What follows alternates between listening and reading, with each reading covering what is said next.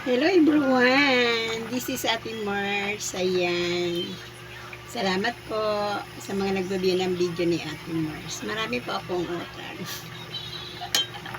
Busy sa pagluluto. Ayan guys, ang ulam namin today. Ito, nagsigang ako ng hipon. Mega love shoutout po sa inyong lahat. Ayan guys, sinigang na hipon yung ulam natin. Katamtaman na yung nabili kong hipon. Ito na to actually. Ayan, pag nagsisigang ako guys, gusto ko yung maliliit na kamatis. Hindi ko na siya hinihiwa. Totoo na to.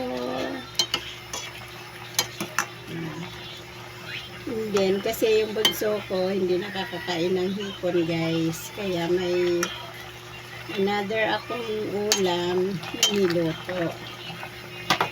Papakita ko po sa inyo kung anong another ulam ko.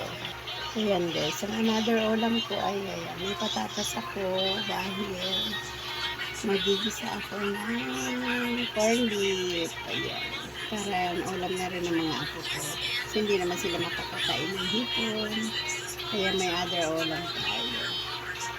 So, ayan po. Ayan, so ito nga guys, luto na to. Papatayin ko na siya. Masarap po yung pagkakaluto ko. Kunti lang sinabaw ko guys. Ayan, mga bilog pa yung kamatis niya. Ayan, thank you so much. Thank you for watching po.